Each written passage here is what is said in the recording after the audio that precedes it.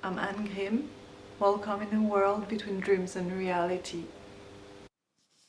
I don't represent only myself.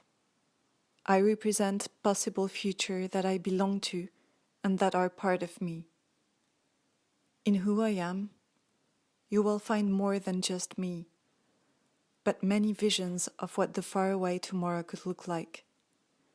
You will find the voice of different scenarios in me, which also relate to specific subjects: nature, singularity and biosingularity, eternal life, human evolution, space migration, and also my imagination, which is just an extension of my culture, limited by the weakness of the languages I speak and the information acquired through my research, the community I belong to, and my way of loving, anchoring me into the reality.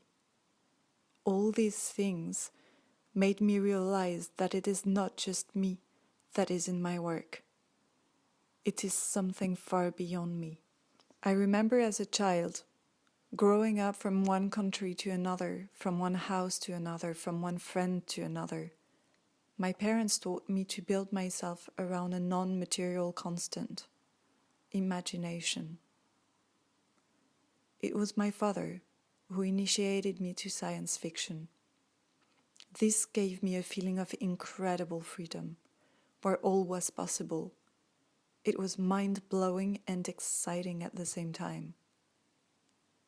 This is what I want to achieve in my works: to have that energy and that feeling of freedom, lightness, and endless possibilities. Over time, these all became almost mystical speculations. It seems also a bit superstitious, where there is more than just what you're looking at, and by drawing it, painting it, representing it one way or another and sharing it, maybe it will transfer from dream to reality. The desire of a child from the 80s is to be considered heroic, to have a sort of superpower, to feel you exist beyond what life is. All those things are the desire of grown-ups who were impregnated by the sci-fi and manga golden age.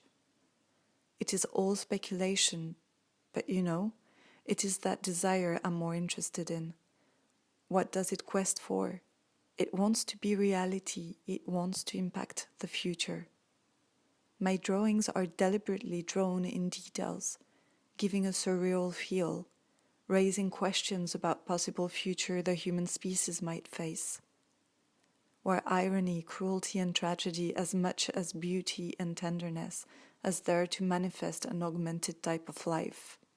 Lately, I have been focusing on bird's-eye views of the surface of Earth after being submerged as a consequence of the global warming situation, a projection within the next millennium, from now to the year 3047.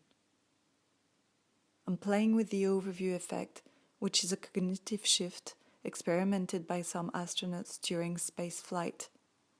The blue planet is thus perceived as home, a small and fragile ball of life, a pale blue point hanging in the void.